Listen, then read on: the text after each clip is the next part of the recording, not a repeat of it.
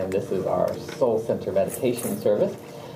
And for those of you who are here in person, I'm going to invite you to go ahead and make sure that any electronic or cellular device that you may have, that you could either put it in meditation mode, also known as airplane mode, and or just simply turn it off. And for those of you who are streaming in, our love streamers from around the globe, welcome. If you're tuning in right now, you're tuning in for our meditation service. And you at home may want to go ahead and put your device in Do Not Disturb. And maybe you want to dim the lights or draw the blinds and find that comfortable place. Maybe close the door. Whatever it is that will make that perfect experience for you as we prepare to move into meditation. And our regular service begins in about 29 minutes from now, where we will have our music and message. But for now, I'm going to just go over a couple of our suggested guidelines for your meditation practice. Is that what you want to kind of take the Goldilocks approach? You want to try this and see, is this right, or is that right? And I'm going to invite you to also, in your meditation practice, try different things once in a while. There's many different forms of meditation. Some people very much enjoy mantras, where they repeat a sacred phrase over and over to bring them into a field of an eternal frequency, a phrase that might include something along the lines of just a name of God, or beauty, or peace, some mantra of that sort. Activations, when you call forward a particular frequency. There are visionings and meditations of inquiry, where we're looking for providence or divine directioning, not from the temporal mind or the surface mind, but from inspiration. And there are meditations of movement. And all the meditations share one common theme, and that is communion with God. Even if it's an unconscious meditation, meaning you go out somewhere, maybe you're exercising and you just get lost in the zone. You might not be conscious from your surface mind's perspective that you have let go of space and time, but you have, nonetheless. So we are here consciously. There are the intentions built into all of those aforementioned meditation practices, and then there are the intentions you bring to your meditation practice. One of the intentions built in is that golden thread, communion with spirit, communion with your higher self, in whatever way that works best and good for you. I always like to encourage people to adopt a couple intentions that I have found to be quite favorable. One is that you will be undistracted. Nothing is going to disturb you. Not a clearing of the throat, not a car driving by, not an interior thought. No distractions, none from the outer world, none from the inner world. We're just going to let ourselves deliberately move into the deepest states of tranquility and clarity. And the other intention I'll offer up is that you'll allow this to be the most delicious, the most profound, the most deep, the most awe-inspiring, rejuvenating, and relaxing experience ever. You could use those all the time. I'm going to go ahead and we're going to go ahead and begin with a centering. I'll center us. Those of you who are very seasoned, you may just go straight into the deepest stratospheres of infinite peace and tranquility and not even hear a word I say, which is wonderful. If you hear every word I say, great. If you fall asleep, no problem. Whatever works for you. One more intention. Some meditation practices have that you hold a particular mudra. Maybe you hold this mudra, or heart mudra, or one of the many other mudras like prayer mudra. Some have you sit in a particular position. And all of those have a particular reason. And in our practice, we're going to do a stillness meditation. You can sit however you like. You can hold any mudra you like, have any intention you like. We're just going to also intend that all the channels and meridians of our physical, emotional, and mental bodies are wide open. With that being said, the rest will be self-explanatory as we center into the stillness. I'm going to invite you to go ahead and join me as we begin.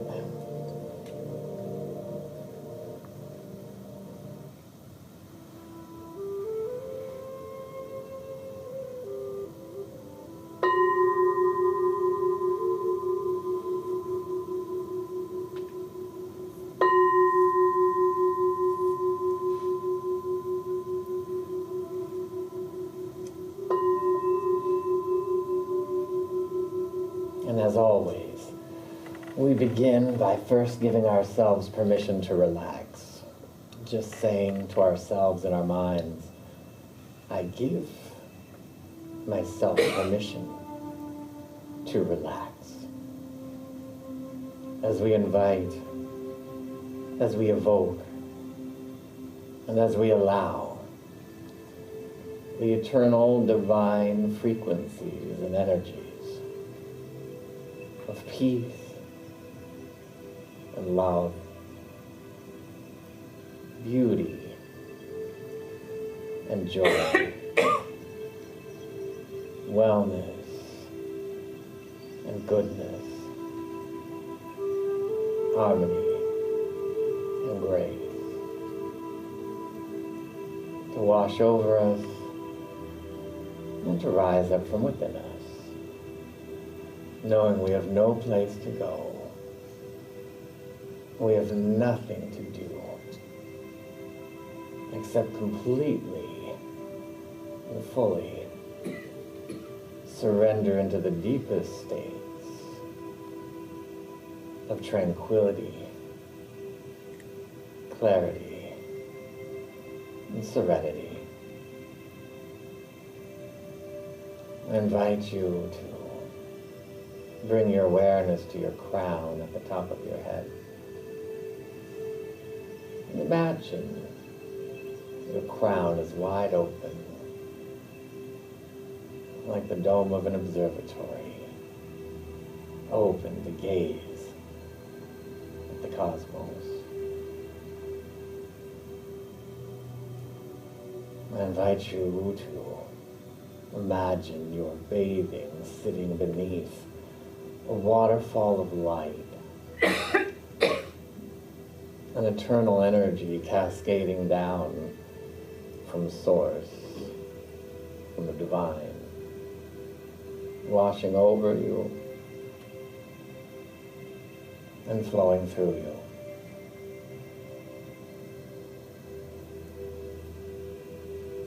Snowflakes of light wafting down from the heavens, not only landing upon your scalp and shoulders and thighs, but as you breathe, you can feel a vapor of light coming in through your crown on the inhalation and traveling down into your heart. And as we exhale, you can feel the energy rising and a release is taking place. For the moment, we allow the exhalation to be the vehicle of letting go.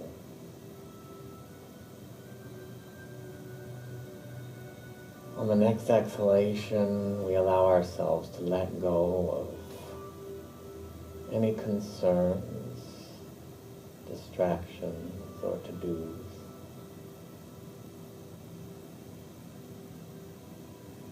On the inhalation, you can feel waves of clarity.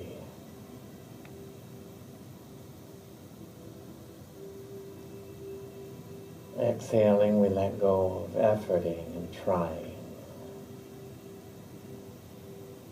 As we inhale, and the energy of ease and effortlessness.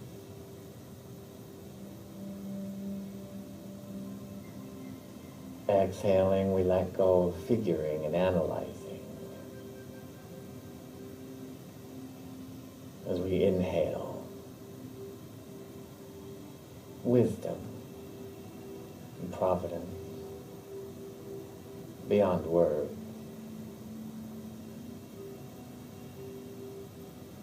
Exhaling, we let go of time. We let go of the past. We let go of the future.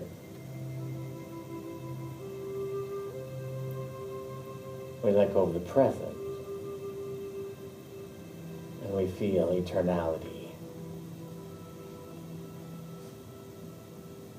flooding and filling your physical body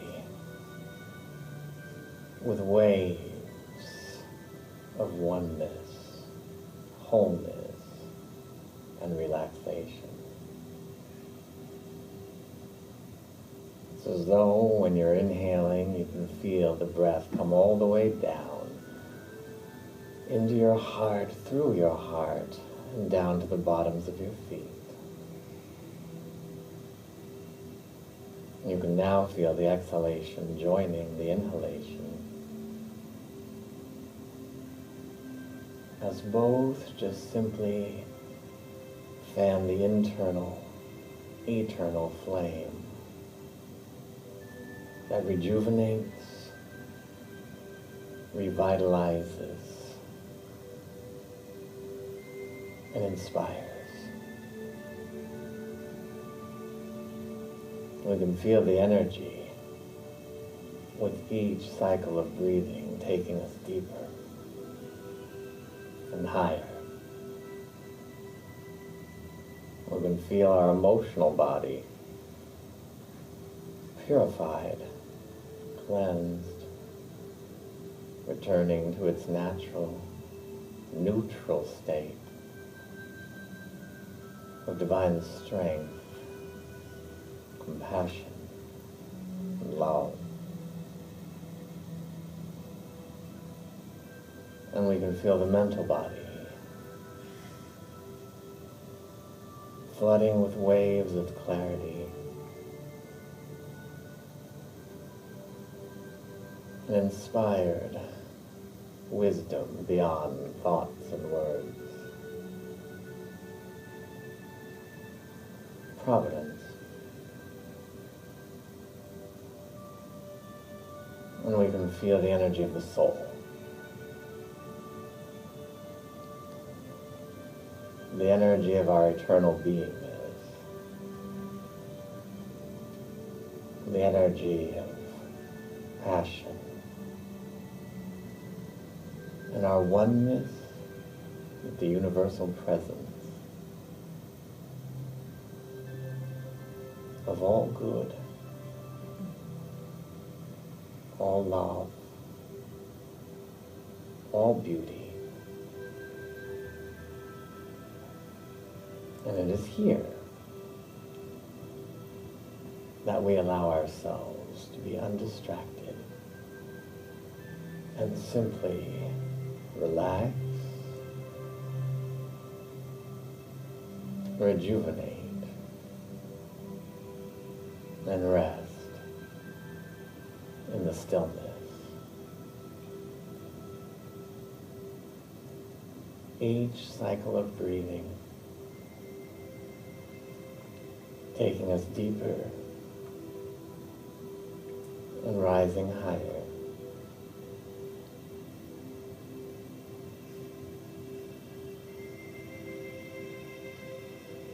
And should any thoughts enter the mind, simply bring it back to the breath, the inhalation, the exhalation, the divine.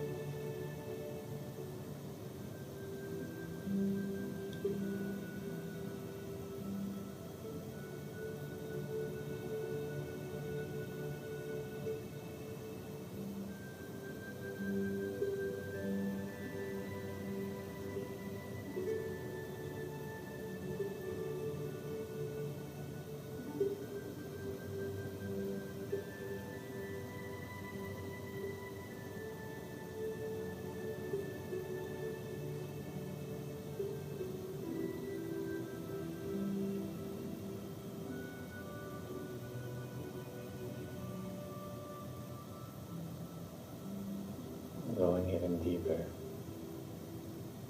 rising even higher.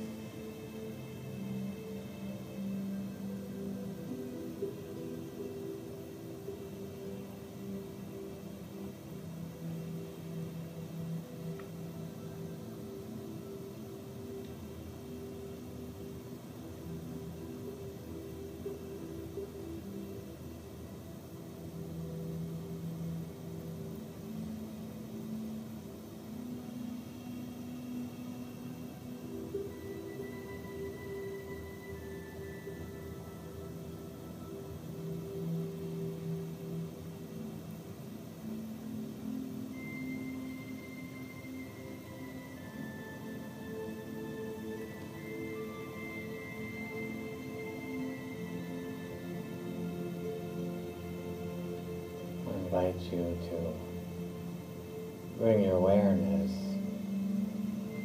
to the highest, greatest, grandest imagining of God, bliss, beauty, love, the universe, presence, the great remembering and the great truth that life, capital L life, that which is back of our breathing, that which is illuminating all the stars, orbiting all the planets, fluttering the butterfly and soaring the eagle, that which is spouting and breaching the whale and growing the trees. We take a moment and we remember the truth. The eternal frequencies back of all this are the real reality.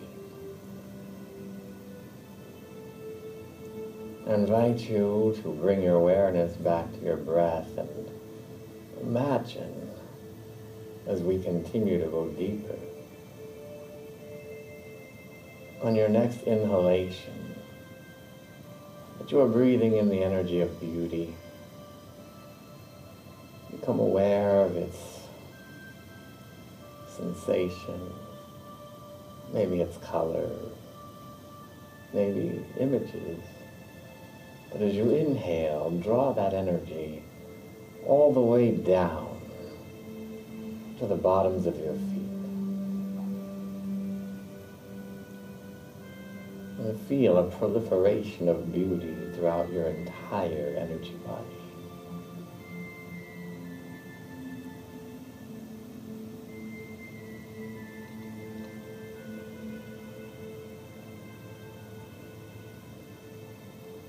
On the next excellent inhalation, we bring in the energy of peace. Imagine, allow as you inhale the energy of peace to cascade, mingle and tingle through your crown, down through your heart, into your feet. And feel waves of peace flooding your entire physical, emotional, and mental bodies.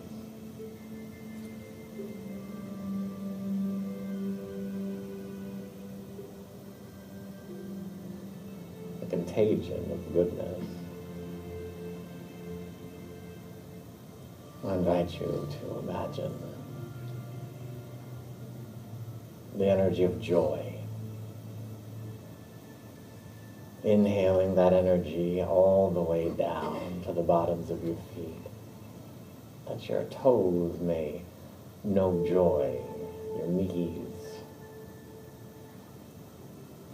your stomach and heart, shoulders and crown, emotions and mind.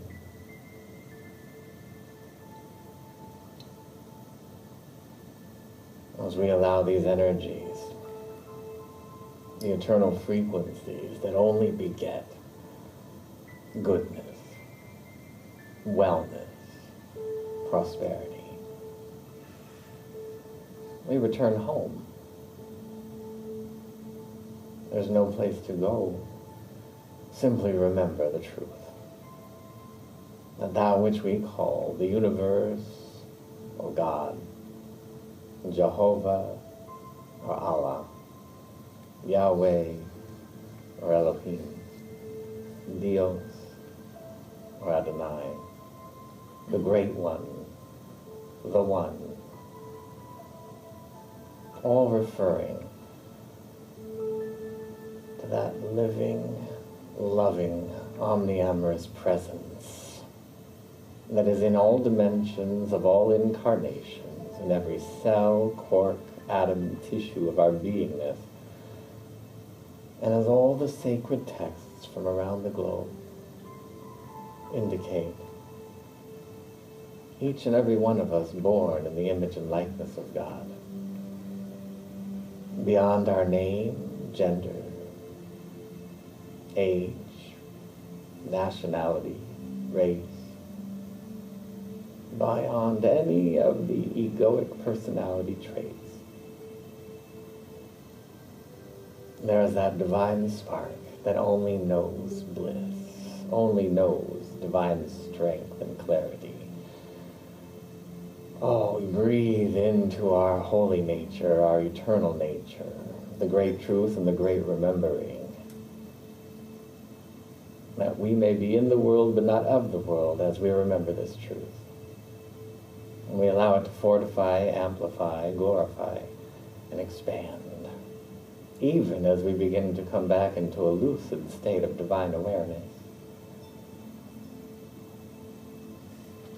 We allow ourselves to be in awe and gratitude. Something wonderful just by relaxing has rejuvenated, has expanded.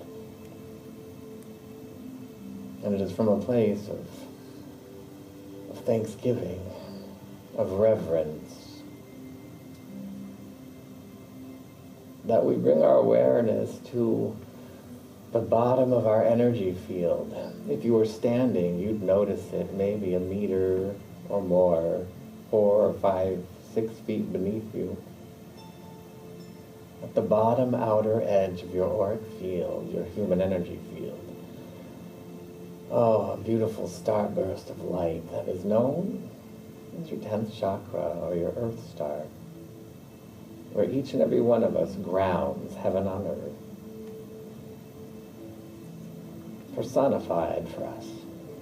On the next inhalation, draw the energy all the way down to the bottom of your energy field, bringing all the eternal energies and qualities that we may, each and every one of us,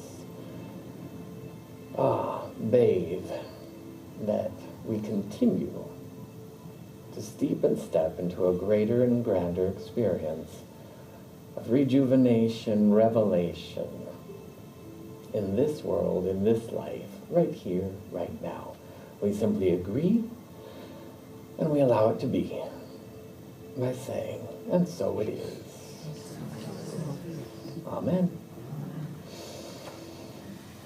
So in a moment, the lights are going to come up as I welcome you back. And this concludes our meditation service. Our music and message is going to begin in about 4 minutes.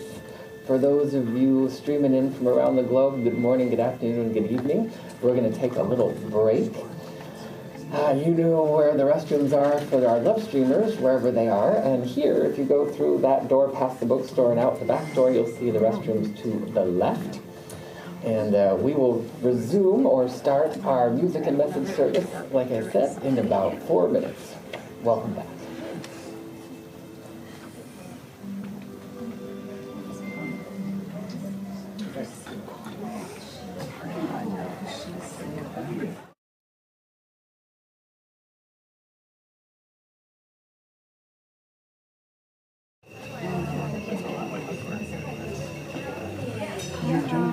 Yeah, were you headed to? Well, no one was signed up. Okay. So did you? Colleen contacted us, but you're... No, you were amazing because we saw no one signed up. Okay, well, we'll do it now. Okay, All right. Okay. Yeah. Oh,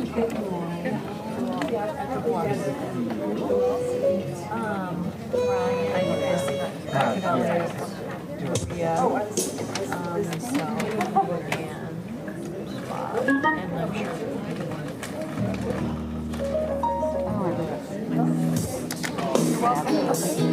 We know what you'll be. I sent you a message. I know, I'm just going to say outdoor seating. That's okay. Outdoor seating area. Yeah. But everyone's invited, so if you have anybody else's phone numbers. I'll look back at my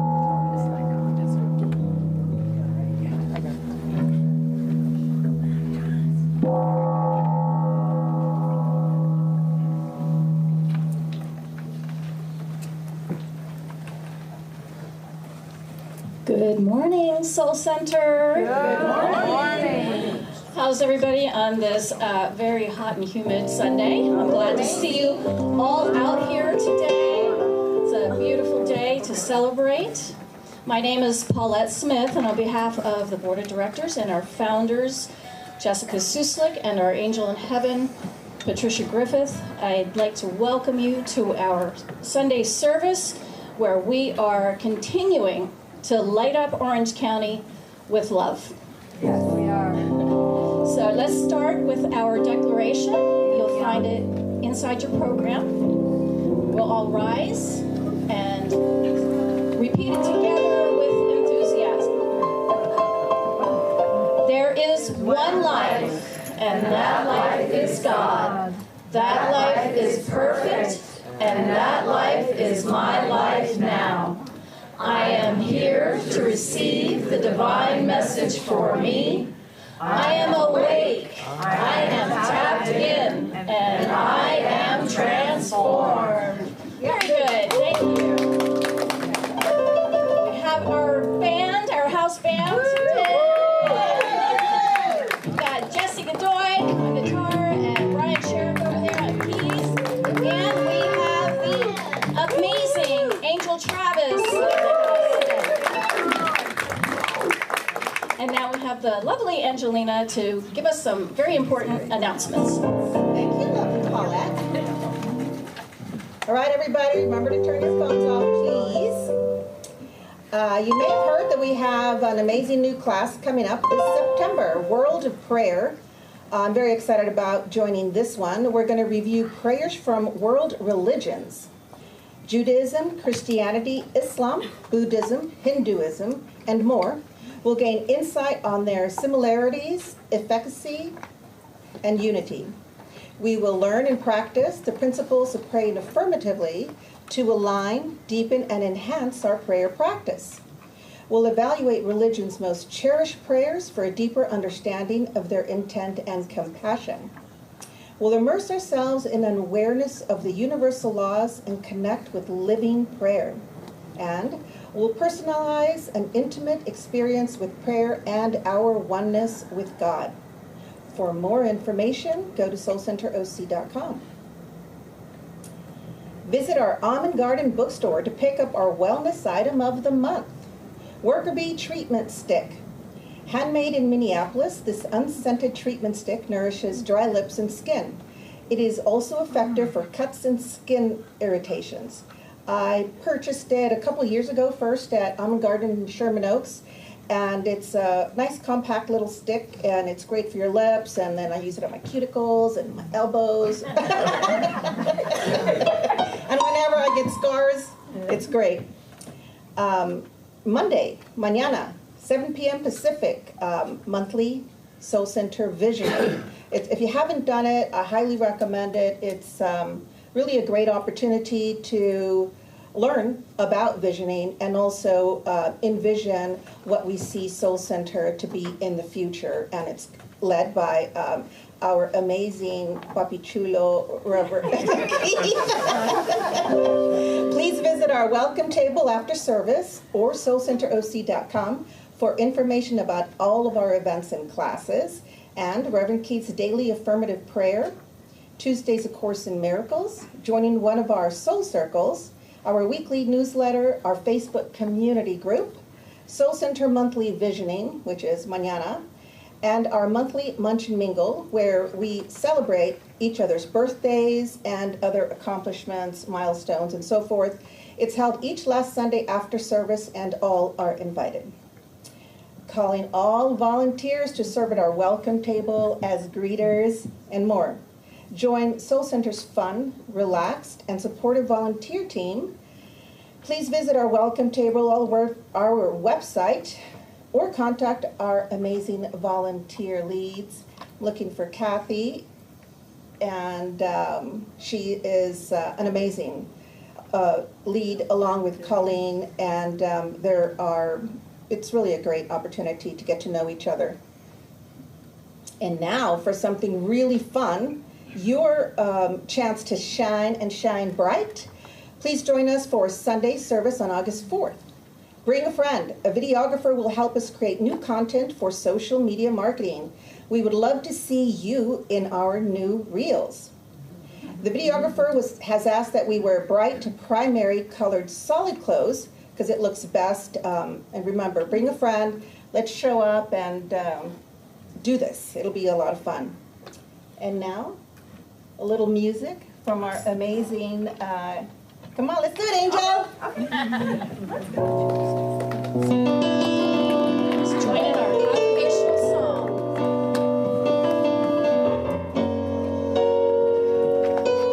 Good morning. There was a time in my life thought I had to do it for myself. I didn't know that the grace of God was sufficient. I didn't know that the love of God was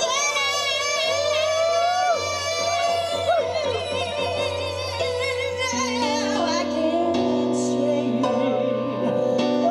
if you are discouraged, struggling just to make it through another day. You've got to let it go. Just let it all go. And this is what you've got to say. I release and I let go. That's right. I let the Spirit run my life. And my heart is open wide. Yes, I'm only here for God. No more struggle, no more strife. With my faith, I see the light. I am free in the Spirit. Yes, I'm only here for God. Oh, I release and I let go. I let the Spirit run my life. And my heart is open wide. Yes, I'm only here for God. Oh, no more struggle, no more strife.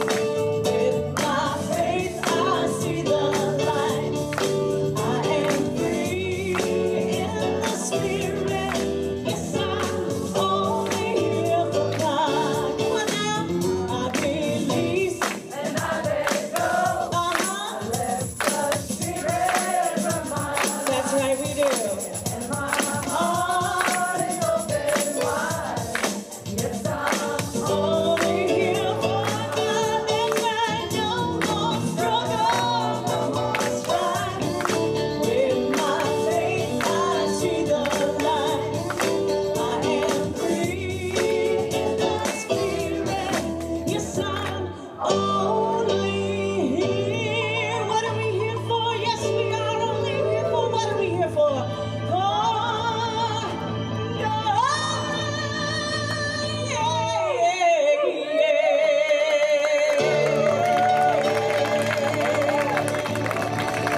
I'm only here for God.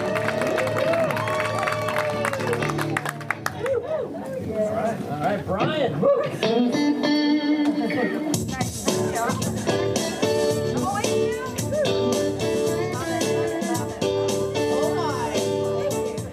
Thank you, Angel. Wow. Thank you, guys. That was, I love that song. It's so uplifting. What a way to start our morning. Good morning, everyone. Good morning. My name is Lynn Shanky, and our reading is from The Pathway of Roses by Kristen Larson. True spirituality will give health and vigor to the body, power and brilliancy to the mind, strength and perfection to character, and sublime loveliness to the soul. The more spiritual you become, the more beautiful you become in person, the more refined you become in all elements of your nature, the more powerful you become in every thought and action, and the more comfort, happiness, and real satisfaction you will receive from everything you may do in life. When spirituality is highly developed, you live constantly on the heights.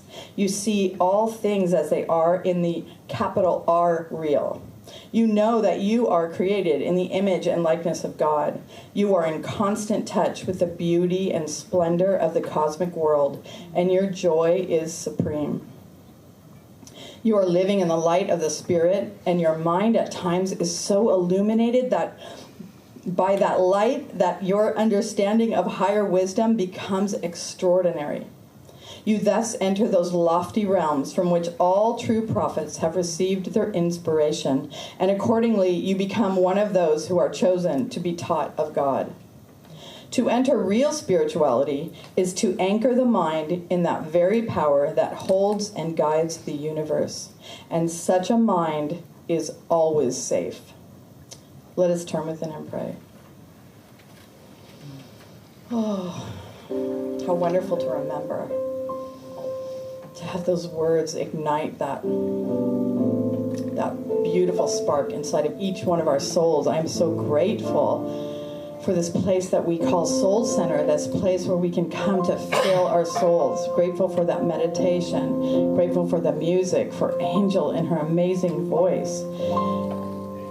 Grateful for this beautiful space that we have to worship God and get together and make friends and soul sisters and brothers, and it's so wonderful. I know that God is the one presence, the one power. God is in me, I am in God. We are all one with God. We are all one with each other. Remembering that as we move through our day, remembering that that person that might have did something in us, sparked something in us, we're one with them. We are one with each other, loving, being kind to each other, spreading that peace in our hearts, which is what the world needs right now. I am blessing this day. I know this day is a perfect day. I know this place is on holy ground, that we are blessing the sanctuary. I am blessing the founders, Patricia and Jessica, blessing Reverend Keith, blessing Angel, Jesse, Brian, blessing Scott behind the cameras, blessing each and every one of us here, all the children upstairs, everyone that's helping with the children, everyone that helped set up. I mean, we are so blessed to have such a wonderful community to come to. And remembering to open our hearts as the message is being spoken through Keith and through the music, through Angel, knowing that we are hearing exactly what we need to hear today. And as we bring in all this wonderful message, all these wonderful feelings and tones that we are just basking in, we remember to return them to the world, remembering to return that smile, that kindness, that well-being. And don't forget my favorite drive-by blessings. I love those. All right, amen, amen. Okay, now it is time for our agape affirmations. Please rise, and we will find them in your program and coming up on the screen and live stream. I will speak a line, and then we will repeat them aloud together with sincerity and acceptance. I am awake, reflecting and revealing divine consciousness. I am awake, reflecting and revealing divine consciousness. The bounty of Spirit is always showering my life as all needs met. The bounty of Spirit is always showering my life as all needs met. The soulful vibration of love expresses in all my relationships. The soulful vibration of love expresses in all my relationships. My mind overflows with clarity, inspiration, and illuminated ideas. My mind overflows with clarity, inspiration, and illuminated ideas. Peace, beauty, and sacred living are the atmosphere of my beingness. Peace, beauty, and sacred living are the atmosphere of my beingness. Hanging out in a field of awe and gratitude, I let my good have its way. Hanging out in a field of awe and gratitude, I let my good have its way. And so it is. And so it is. Amen. Amen. Thank you. You may be seated. And for those of you who would like to experience private individual prayer today, please come up to the front here after service, and we will direct you to a licensed Soul Center chaplain or practitioner who will pray on your behalf in a safe and confidential atmosphere. Peace and blessings, everyone.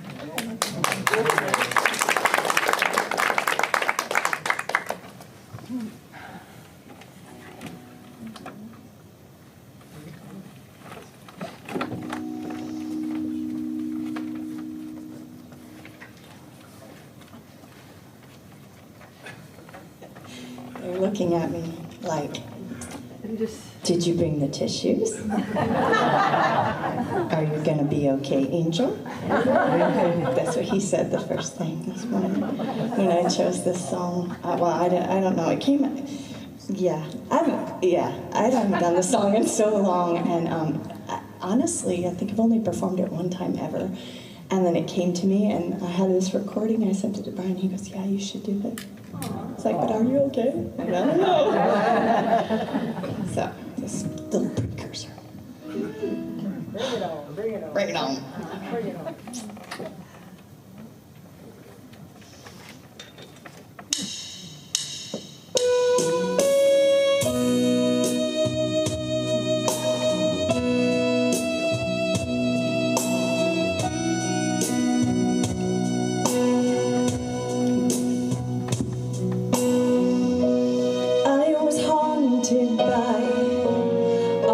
Choices I have stories like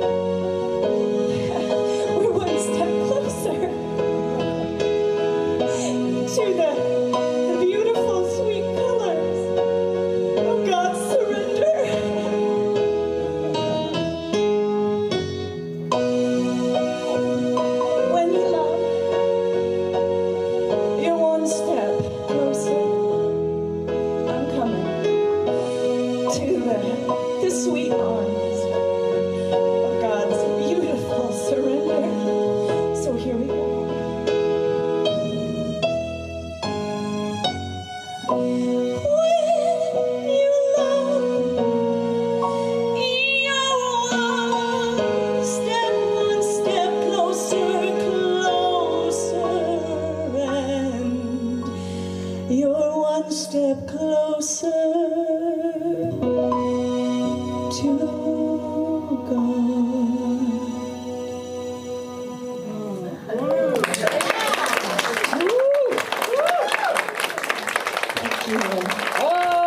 Angel surroundings. That was beautiful. Oh, thank you for that. And the emotion is good.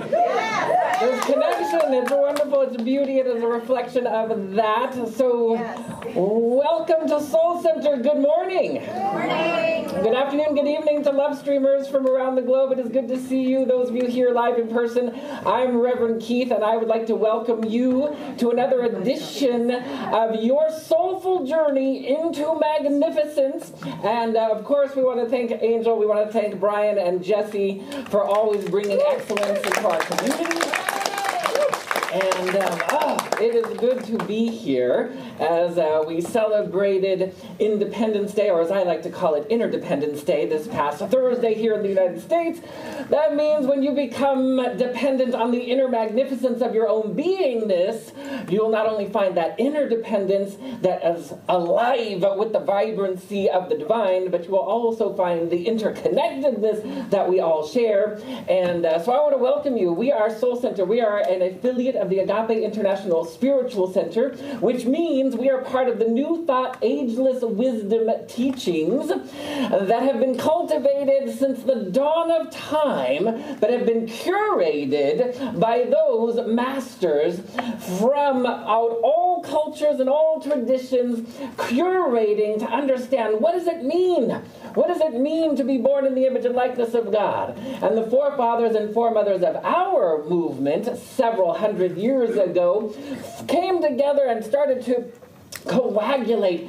What does it take to cultivate and practice in the miraculous? To understand what all the sages, gurus, and prophets from out all millennia have been talking about as the bliss, the glory, and the beauty of the kingdom of heaven that can be personified, which means you get to be in the world but not of the world. What does that all look like? What is the science behind that? Science, as you know, just means to know. And so as you know and understand spiritual principle and law, you can cultivate that within your own life and personify that. That's what our forefathers and foremothers said. They said you are to have a direct experience of the divine to and through and as your life. And if you look in scriptures of sacred texts around the world, you will find that edict, that dictate in there, that it is you are born in the image and likeness of God. So what does that mean? It means that beyond your personality, beyond your name, gender, race, affiliations, associations, degrees, diplomas, addresses, wherever you live, there is a divine spark that is seeking to know itself as the true you, the real you in this world, in this life, in this body. And we are here to cultivate that. So if you are joining us for the very first time, I want to welcome you. Those of you love streamers, if you're joining us for the very first time, I want to welcome you too. Is there anybody here in person for the very first time? Anybody? Anybody who's... Oh, all right. So if you're here for the very first time, and if you're here for the very first time love streaming, I'm going to ask you to rise. I'm going to ask you to stand up. All we're going to do is ask you to receive a blessing. That's all.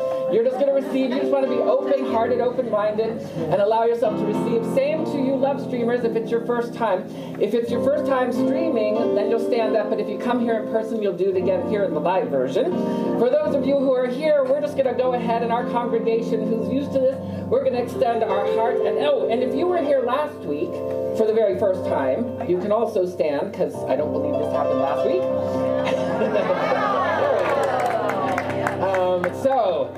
Or if you've never participated in this, you can stand. All right, so as we welcome you, we're going to extend our heart and our prayers through our hands, and we're going to say this to you. Welcome to Soul Center. Welcome to Soul Center. We know who you truly are. We know who you truly are. You are a divine emanation of beauty. You are a divine emanation of beauty. Love, intelligence. Love, intelligence. Magnificence. Magnificence. Born in the image and likeness of God. Born in the image and likeness of God. We love you. We love you. We welcome you. We welcome you. Welcome to Soul Center. Welcome to Soul Center. Thank you. You may now be seated. We love to welcome people into the community community, and some people, oh, that's kind of a crazy thing you guys do. And but when you think about what we're actually doing, what we're doing is we're actually asking those who are new to perpetuate this continually, to be in a state of holy receptivity. There is, I'm going to call it somewhat of a pandemic out there where people, they don't really open their hearts and their bodies to receive good.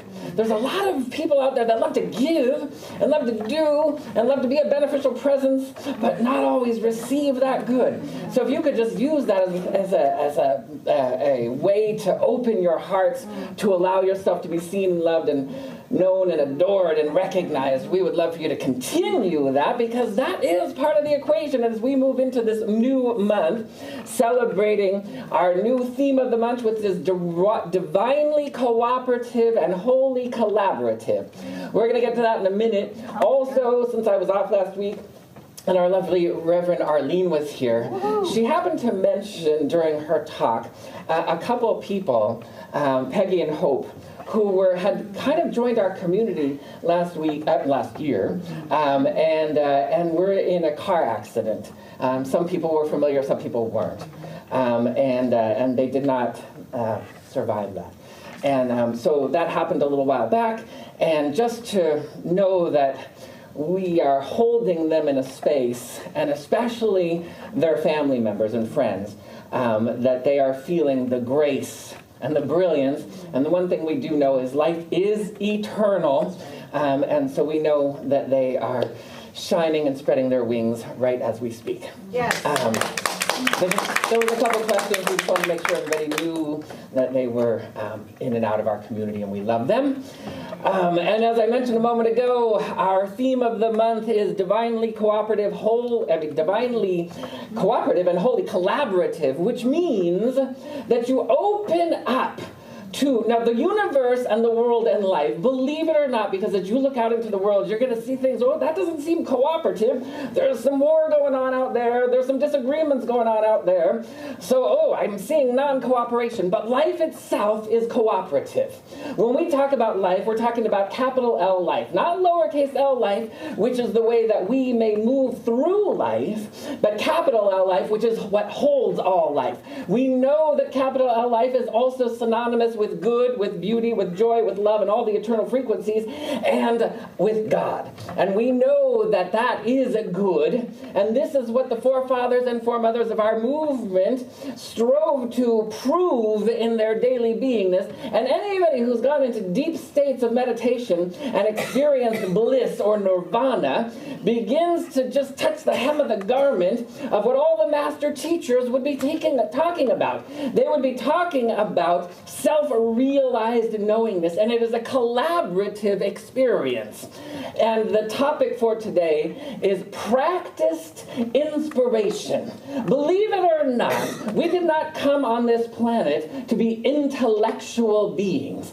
We didn't come here to study the laws of the temporal world of physics and to get a degree in some career or something of that nature, or become proficient at the level of the human. That is all well and good. But we actually incarnated in a journey to be inspired. In all of the sacred texts, in one way or another, we talk about being in the world but not of the world. To be in the world but not of the world means you live an inspired life. To be inspirited by the divine as the divine.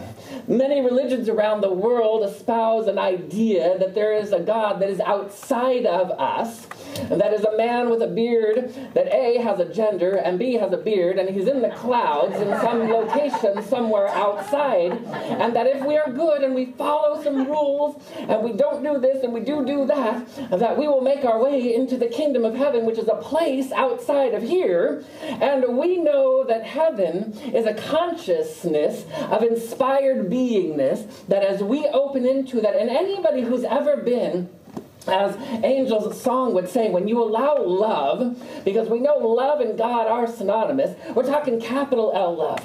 The love that is unconditional, that has no strings attached. It is a love that is embodied with wisdom. That's why we call it omniamorous.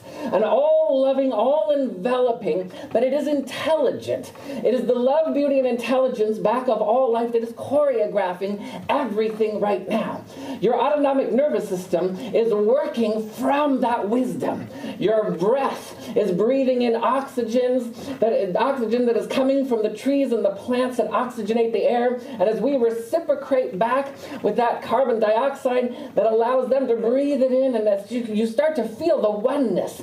And we all share in this oneness. And when we live in a space where we allow ourselves to be inspired, we are collaborating with the divine. That means, you know the old expression, practice makes perfect? Well, in our community, we kind of like to refer to this idea that holy practice makes holy perfection. Because perfection is not about following rules and dotting your I's and crossing your T's.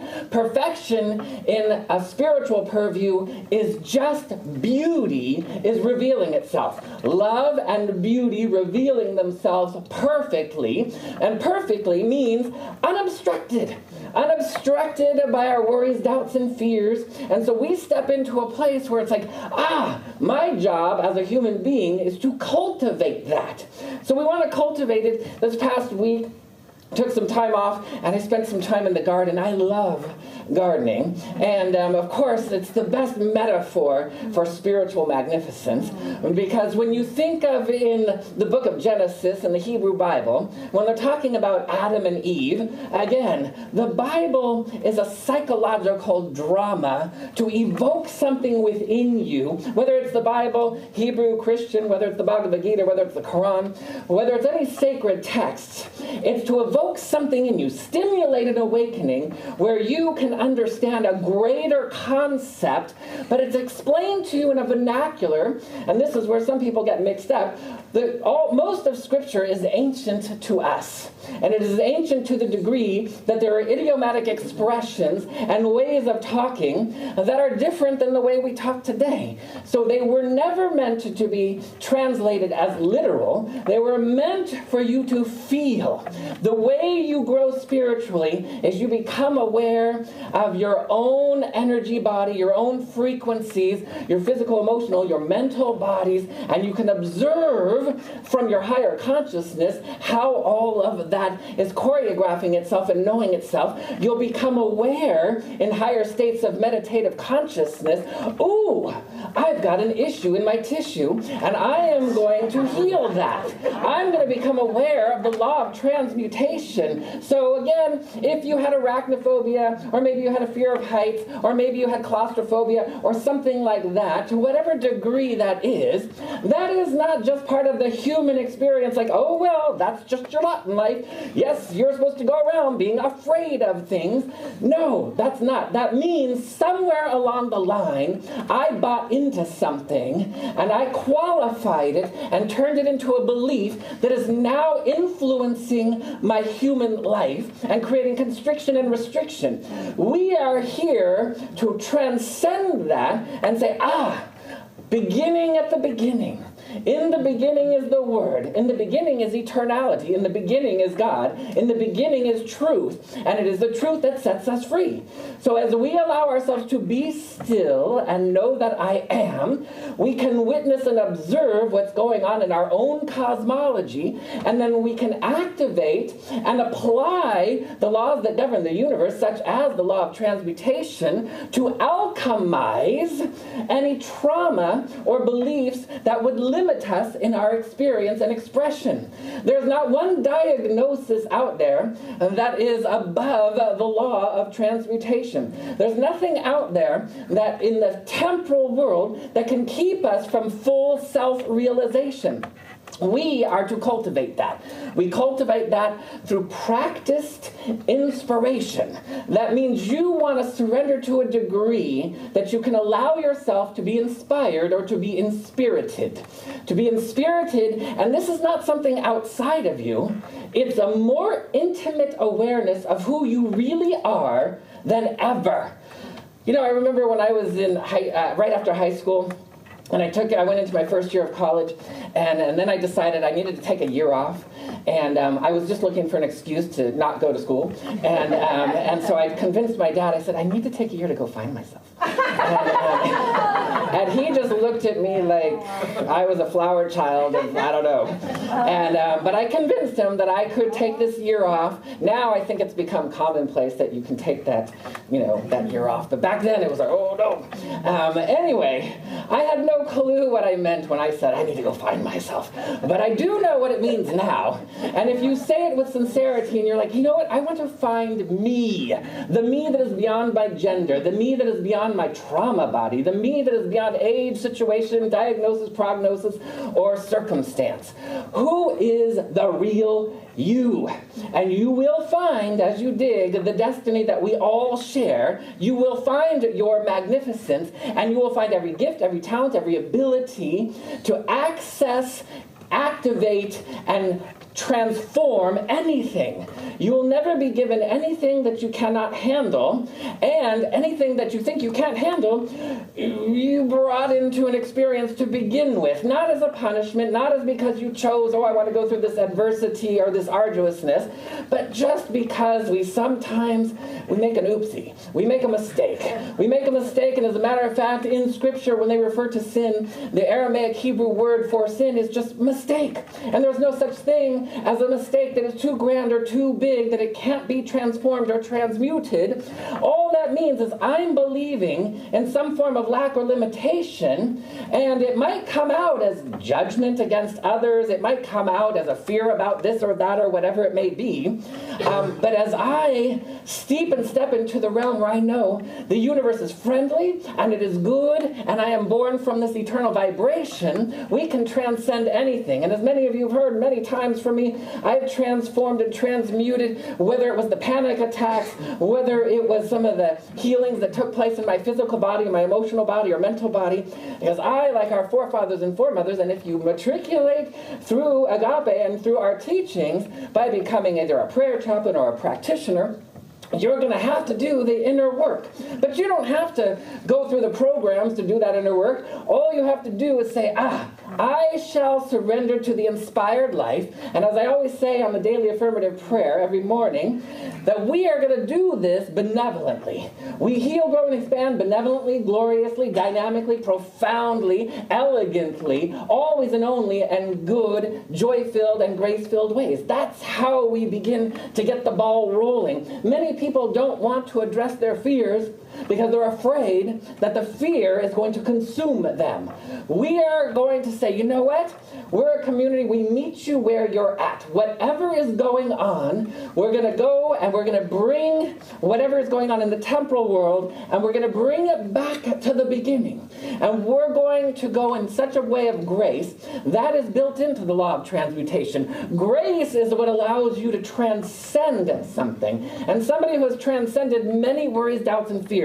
I used to be afraid, I can't even tell you, the list is too long. I used to be afraid of confrontation. I couldn't tell you had spinach in your teeth, because if I did, then you were going to think I was judging you, and then you were going to get mad at me, and then you were going to leave, and I was going to be abandoned, and you'd never be my friend again. That's the thread that I followed when I would, oh God, I can't say anything, because that's confrontation. Take that minor amount of confrontation and turn it into a place where my worthiness issues were tied, where I couldn't speak up for myself, and I was living a very limited, constricted life. But as we open up, and we remember that in the garden, first of all, there's the overall garden of life. That overall garden of life is a meditational garden where you sit in communion with Spirit. Recently, I love the Huntington Gardens, Botanical Gardens and Museum up in San Marino in the Pasadena area. They have these beautiful gardens. They have the Japanese garden, they have the Chinese garden, they have the rose garden, they have the tropical, subtropical, where it's just amazing waterfalls and all this stuff. And you can go into each one of these gardens, and it's like, whoa, you could kind of be blown away. They're just impeccable. They do such a great job. And you get to go in, and each garden is manicured beautifully. And one of the things that any gardener knows is that when you go into a garden, you're going to first start with kind of your plot of land, and you're going to till the soil, and you want to have fertile soil to bring about whatever it is that you would like to grow. If you're going to grow things and germinate them from seeds, then you're going to be wary of the weeds. The weeds are the things that could choke out the growth of that which you would like to germinate. So as I'm grasping a hold of a divine idea that I'm born in the image and likeness of God, some of us are a little bit more predisposed to kind of understand what that means. Some of us are a little less predisposed to that. Some of us are a little bit more predisposed to know that good and life is prosperous. Life is good, it's prosperous, it's nurturing, it's supportive. But if anybody, like my own experience of being bullied and things of that nature, where I was kind of left out of the loop on certain things and kind of fearing for my life at times, I could have come up from the temporal version of my subconscious and said, no, the world, you can look out in the world, you can see the wars that are going on in various areas, you can see the disparities amongst people, you can see that I was bullied and hurt and humiliated and betrayed. Oh, the world is not. That's the temporal world. That's little lowercase l. But as I say, oh, I'm going to step up and above that and move into capital L life, capital L aware, or capital A awareness, move into a place where I am not going to make projects out of my issues. When people make their issues their projects instead of purpose, then we start to get into a little bit of where we're actually adding fuel to separation instead of illumination.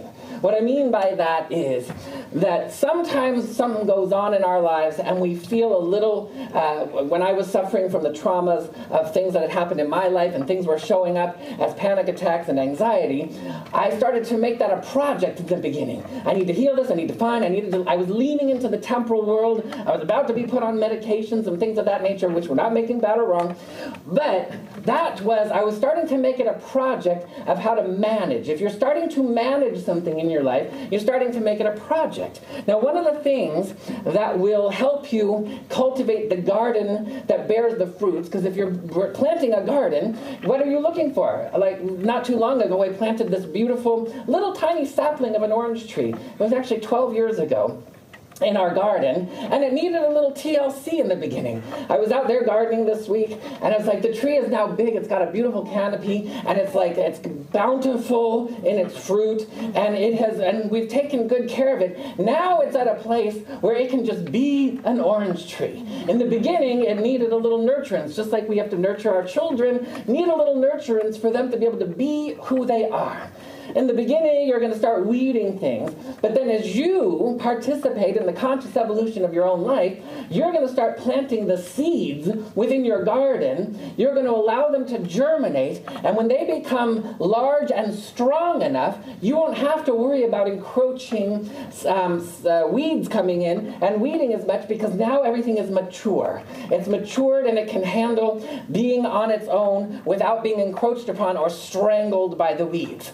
You know, one of the things, we're not making weeds bad either, by the way. Weeds have a place. They have a place in life. Weeds can bring nutrients to soil. Weeds can do all kinds of glorious things. You see weeds out in nature all the time. And as far as seeds go, seeds can last centuries. They found in Masada in Israel, I think it was around 2005, they found the seed of a date tree from 2,000 years prior, before the attack on Masada, and it was within where they kept all the food, and it was kept in such an ideal place for 2,000 years that they were able to plant that date seed from the date tree, and it has grown since then. It germinated. Some people will say, oh, well, seeds seeds only have a certain shelf life. Well, a seed of the divine has an eternal shelf life, and the seeds of the divine have been implanted within you. Seeds of the temporal world, kind of more like weeds, they will eventually, if they're left out into the exposure of the sun and the elements and whatever, they will kind of crumble and turn to dust. So we just want to be understanding that the seeds of the eternal within us is what we are cultivating, and we got to fertilize that. One of the ways we do that is we remember there are regions in the garden. The spiritual region, so at the Huntington, you have the Chinese garden, the Japanese garden, you have the rose garden, you have various different gardens. In the spiritual garden, we've got 4 quadrants. Those 4 quadrants are relationships, education, creativity, and being of service. You want to make sure that you're understanding those are the quadrants of your own inner garden that you want to tend to. There are going to be tendings when you come into relationships, and those relationships are to be sacred. You are seeking to cultivate sacred relationships with everything and everyone all the time. When we move into education as part of our spiritual practice, then we're looking for wisdom. We're not looking for information that's coming from, of all places, not social media, but we want to look for what is the absolute truth. We're looking for inspired wisdom. We're looking for inspired relationships. We want to move, as we move into creativity, we're starting to connect with purpose. What are you here for? What are you going to sing? What are you going to dance? What are you going to paint? What are you here to do? That's the energy of creation, which we sometimes align with purpose, and there's synergy in there. There's a synergy because none of us is supposed to be here on purpose without our tribe, without the people that synergistically and serendipitously and a win-win cultivate and nurture that which is good. Not too long ago, actually, it was many, many years ago. I remember I was at a hotel, and there was a band playing in the hotel, and they were like not quite as good as you guys. They were like that close. And they had the singer and everything, and they were playing in the hotel lobby, and they were amazing, absolutely amazing. And then I remember a few days later, and you give them gratitude and all praise and all that jazz. And I remember a couple days later, I was listening to I don't remember who, and I don't want to disparage any artists out there. Somebody who's just really big and making tons of money, and I was thinking to myself, they're not nearly as talented as those people that were playing at the hotel. Those people were amazing. The voice was amazing. The band was amazing. And I remember talking to them afterwards, and they were talking about the woes of not making it and not having enough and this and that and whatever. And it's like, I was just kind of thinking a few days later, what's the difference between somebody who's so talented and so gifted, and they're kind of struggling to make it through, and somebody who's less talented and less gifted and is just like completely flourishing in all kinds of, multi-million-dollar whatever. And it's like, that just means that one of the areas of their garden they tended to. When you tend to that area where you're being of service, you automatically tap into the energy of circulation. When you tap into the energy of circulation, you tap into the energy of generosity, you tap into the energy of giving and receiving, and you're going to tap into the energy of worthiness. When you allow your gifts and talents to merge with your worthiness, that you're a divine emanation of the Most High, and you can stand into a place that is humble and pure, then you can start to bring forward, not because it's from greed, because I will tell you this, one of the things that you want to become aware of is, well, what is my purpose? What is it I'm here to do? And I can tell you that what your purpose isn't. Your purpose is not to be a millionaire. Your purpose is not to just get money. Purpose is not what I did back in my 20s. My purpose is just to make it millions of dollars and then go drink margaritas on the beach somewhere. That's not your purpose. Your purpose is to find out who you are. What are the gifts, talents, and abilities that you are to express into the world? And that only comes from deep introspection. Oh, I turn within and what is it? Sometimes you're going to get on an as to need to know basis. Oh, this is what the still small voice is going to whisper in your ear and say, this is what's next. And you may be like, what the heck does this have to do with anything? But it is going to exploit some inner magnificence within you that when you say yes to it, then you will find out. I did not have any intention of becoming a minister in the Agape New Thought Ancient Wisdom movement. I did not have any intention of becoming a teacher of metaphysics and spiritual science. That was not part of my agenda. As a matter of fact, when it was introduced to me in meditation, I was like, no, I don't think, you got the wrong person. But I had to say yes. I said yes, and I just followed it. And the thread began to open, and things begin to arise. And I began to explore. I became ravenous for all of that in metaphysics and spirituality. And how do you cultivate miracles? How do you cultivate the divine? And remember that the Garden of Eden, as we speak of Adam and Eve, the Garden of Eden, Eden meaning God. It's the Garden of God. And then when you move from a place where it's like, here's Adam and Eve, again, psychological drama, it is just giving you how that all works. When you choose to eat from the tree of good and evil, that means all that is duality. There's going to be this illusion of separation, and all of a sudden you're going to be embarrassed because you're naked. And you're going to go ahead and you're going to have these things that come up in your emotional body that create separation. The universe, the still small voice is going to tell you, like, you want to come down to earth? You want to come play in the world of duality? Don't forget singularity. Don't forget the still small voice. Don't forget to center down. Don't get sucked into the illusionary world where my trauma is my identity. You're not your trauma, you're not your acronym, whatever that may be. You are a divine emanation of the Most High, and as we say yes, I know in the beginning, I remember going into some classes, and there were some spiritual ideas, and I was like, whatever. There was certain, about prophet, whatever. I remember when I was going through a prosperity class. It was, spiritual prosperity, where you're learning about the law of circulation, what tithing means, and all of that stuff, and it was hitting on some buttons in me. I was like, this is just a way to coerce me, to, give me my money. I still love what you're doing. I'm going to come. I love the music. I love I'm going to take the classes I want to grow, but don't try to suck me dry. And I remembered as that stuff was bubbling up, I had been in the classes long enough to know, to witness and observe how I'm feeling about something and what it's tied to.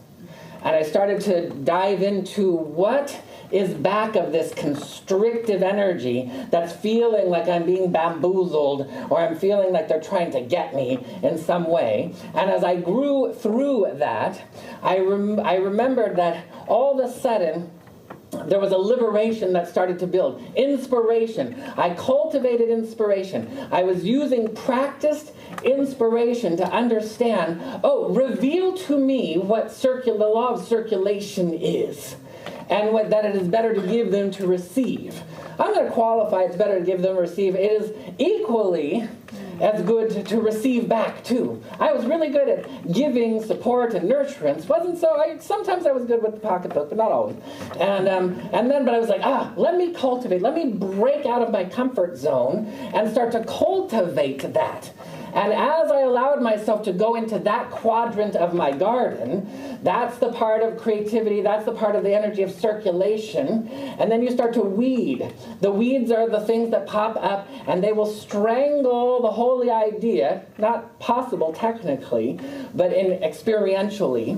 So remember, everything that's happening in the temporal world at your human experience seems real, but you want to remember that we're moving from what is unreal to that which is real. It is unreal that the universe holds anything back, and it is real that the universe gives everything without fail. So as I was trying to open up to that, and I remember some of the exercises they gave, and these were exercises that they just suggested, like, go out, see what happens. Maybe you're going to go somewhere and you're going to give a grand and glorious tip that is way outside your comfort zone to a server. Maybe you're going to go up to somebody on the street and you're going to pay it forward and pay for their groceries. Maybe you're going to find a way that resonates with you to go outside your comfort zone and practice generosity and the energy of circulation. Make it real to you. Don't just follow a dictate that says, well, tithing law says you got to give 10% of your gross earnings to your, you want to find out what it means to you and how when you circulate, whether it's money, whether it's sacred service, whatever it is, you're going into that quadrant of your garden and you're going to have to weed sometimes and pull out the erroneous ideas as you allow the truth to germinate and turn into a healthy orange tree, and then healthy rosemary bushes, and then a healthy avocado tree, and herbs and all the deliciousness that you can cultivate. And then what you find in your spiritual practice is, if you've cultivated your garden well enough, it will get to a point where you won't no longer need to go out and weed. You'll just seed. You'll seed and allow yourself to experience the fruits and the blossoms, because the weeding has gotten down to a place because you've let the truth reveal itself and blossom itself. So we're all going to agree to do that, correct? Yes. We're going to go ahead and, like it said in the reading today, chosen to be taught of God. That passage from Christian Larson in The Pathway of Roses, choosing to be taught the ways of God. That is a choice. Here's the rub, though. The rub is, it's going to happen no matter what. Your destiny is you're going to wake up no matter what.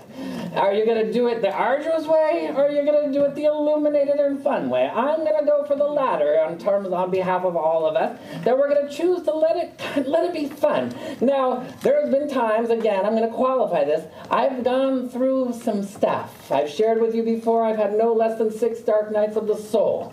I've had to work through them, and they were deep.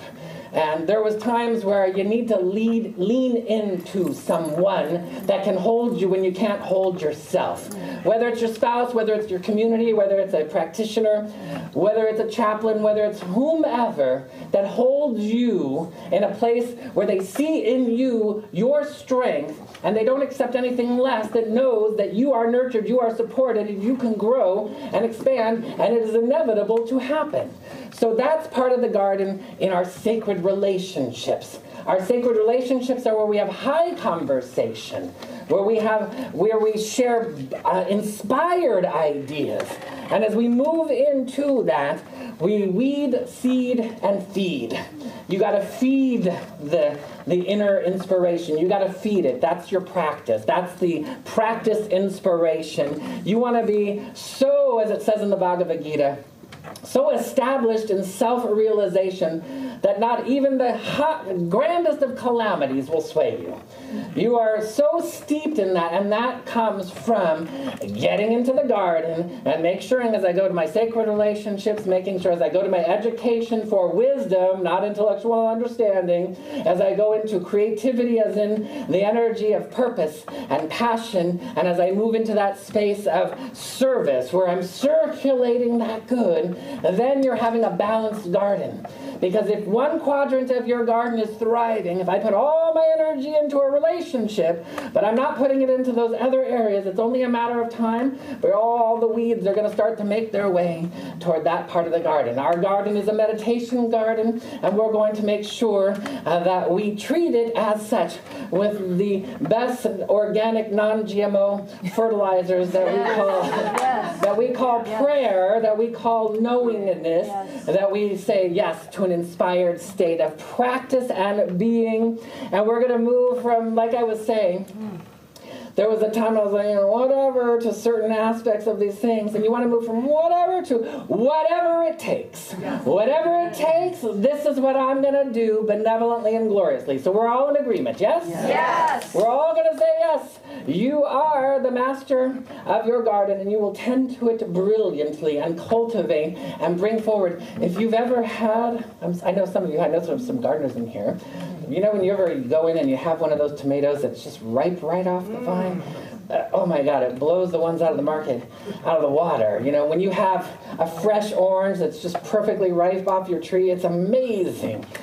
So that's just beginning to touch the tip of the iceberg. So with that, we're going to say yes, we're going to tend to our garden, we're going to cultivate it, we're going to fertilize, we're going to make sure we go into all areas of the garden. We're not going to like ignore one and say, well, you know, she's got issues, so I'm not going to have a sacred relationship with her. I'm going to say, no, sacred relationships for everyone.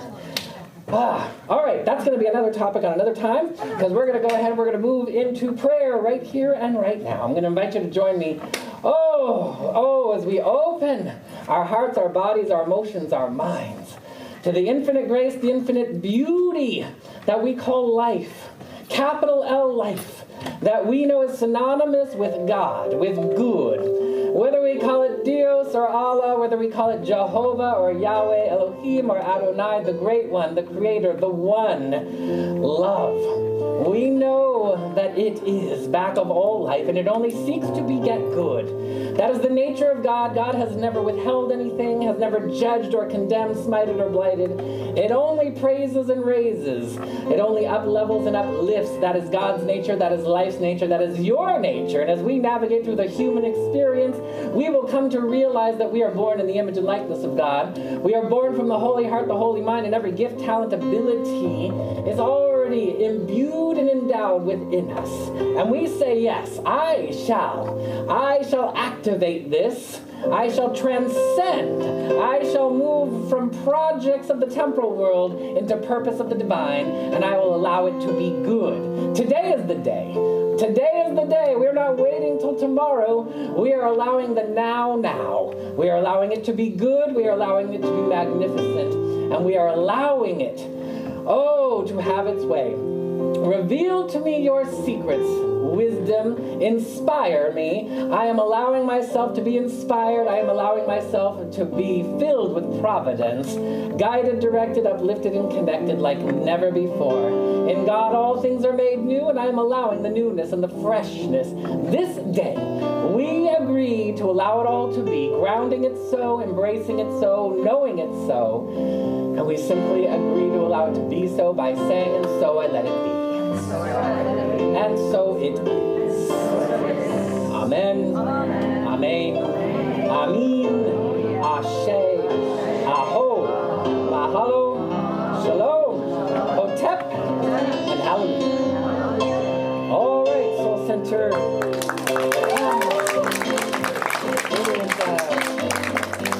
It is time for our ushers to come forward for our conscious giving, donations, tithing, whatever you want to call it, investments in our community. You're going to see coming up on the screen in a moment. I'm just going to have you guys come up here so people know who you are. And so these two lovely angels will be going forward in a moment. There are many different ways you can donate to our community, and all donations are tax deductible. We are a 501c3 religious organization. You can text the word GIVE to area code 669-342-2157. That information's up on the screen. You can mail checks. You can go to our website, or as our ushers go forward, you can put your offering in the basket. And if you have one of these and you're dropping one of these butterflies into the basket, that means you're on our auto tithe program, and you're just donating on a regular basis. So it's not just somebody putting a pretty butterfly in the basket. With that being said, if the ushers could go forward, that would be wonderful. Angel's going to come back on up.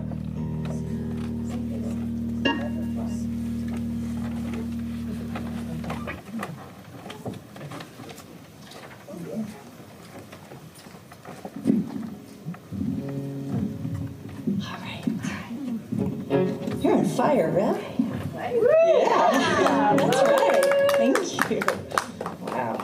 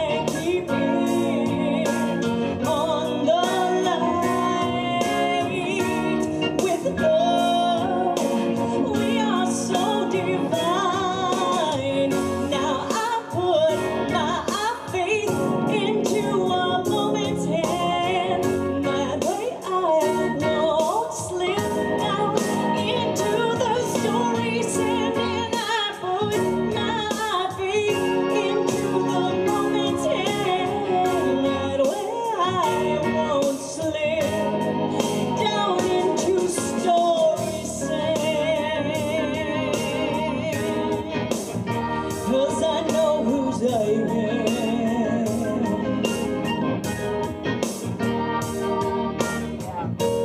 gave up illusions, I'm giving up all the lies.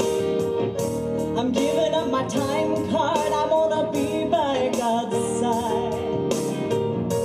Give up my will, I give up my way. I'm giving it up for truth, and with God I will stay. 'Cause with love, everything's alright. With love, we are more than meets the eye. You've gotta keep it on the light. 'Cause with love, we are so divine.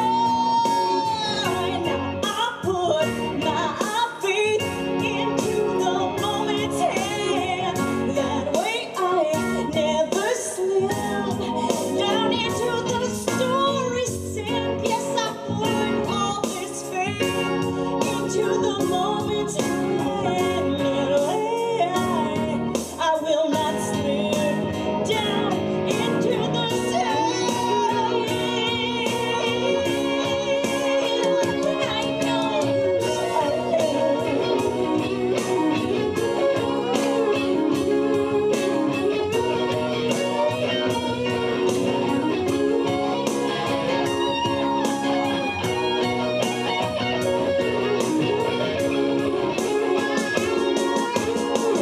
now I put my faith.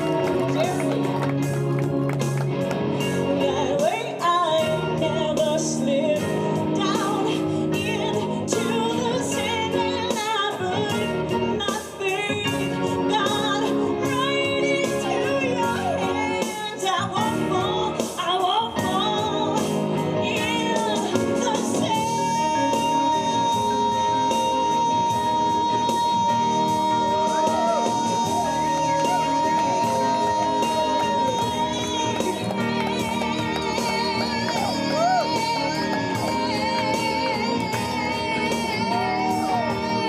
I know whose I am. I know whose I am. I know whose I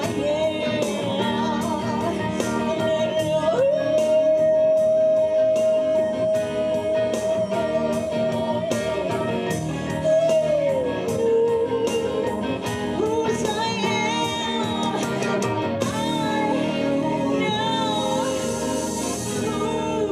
am.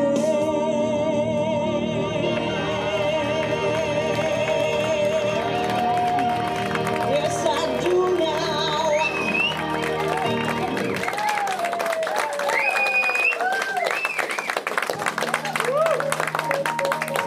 Beautiful, Angel Travis, you're always amazing. Oh, you got some lungs on you. And did you see them rocking out? That was awesome. Thank you, Jesse. Thank you, Brian. You guys, you are excellent. You are beyond amazing. And the ushers are going to come forward. And we're going to go ahead. I'm just going to invite you to bless the offering. Just join me. Extend your heart, your prayers through your hands. We take a moment and we just, we are open to the infinite glory, the infinite supply, the infinite brilliance and bounty of ever-expanding good, the omniamorous nature of God. We know that God is all-giving, all-loving, and all-profound, and we allow ourselves in this extension of this, knowing that God only blesses, we bless. We bless this offering, seeing the vision, God's idea of Soul Center fully fulfilled, fully blossoming and blooming, bringing forward all needs met. And we know that anything that we accept on behalf of our community collectively, we accept it individually. That everybody who is contributing, we know that it continues to bloom and blossom more prosperity in everybody's lives. We continue to grow and expand. We give thanks as we bless this offering, knowing all needs are met, and we simply say, and so it is. Amen. And the children are going to come in as the ushers.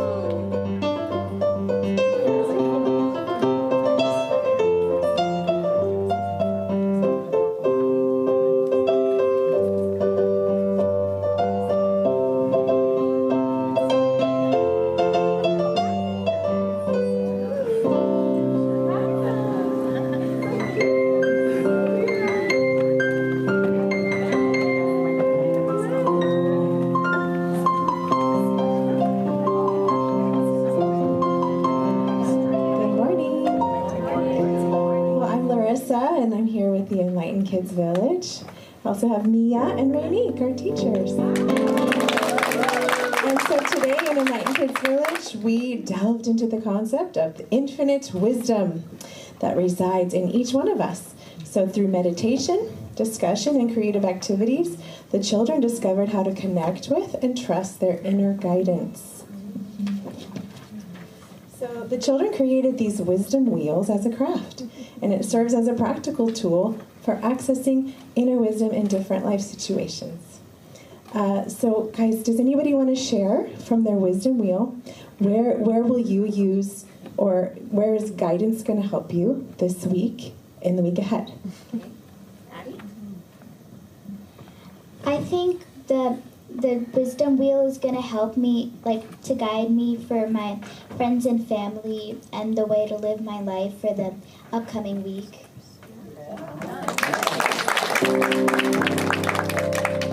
Does anybody else want to share something they put on their wheel? So we have all these categories, right?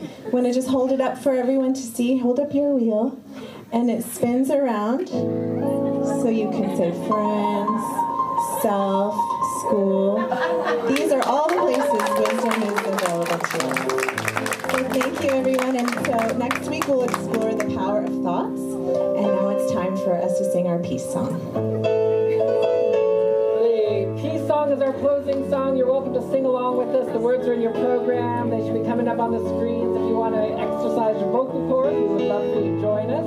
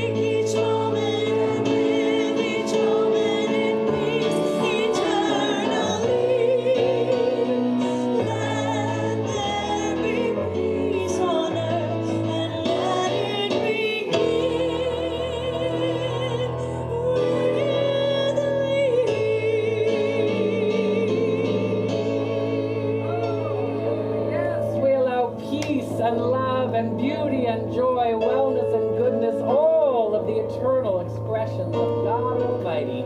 As we remember the truth, we are one with this. We are one with the infinite supply, the infinite wisdom, the infinite glory, the infinite good. And we simply say yes to the great truth, the great remembering. Wherever I am, God is. Something wonderful has taken place.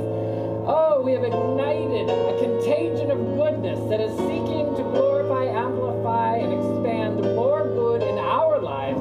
We personify it, and we allow it all to be in deep gratitude and deep thanksgiving, allowing it to be and allowing it to be good by saying, Amen. Amen. All right, Soul Center. Tomorrow, daily affirmative prayer call, 9:30 a.m. Pacific time on Zoom and on Soul Center's Facebook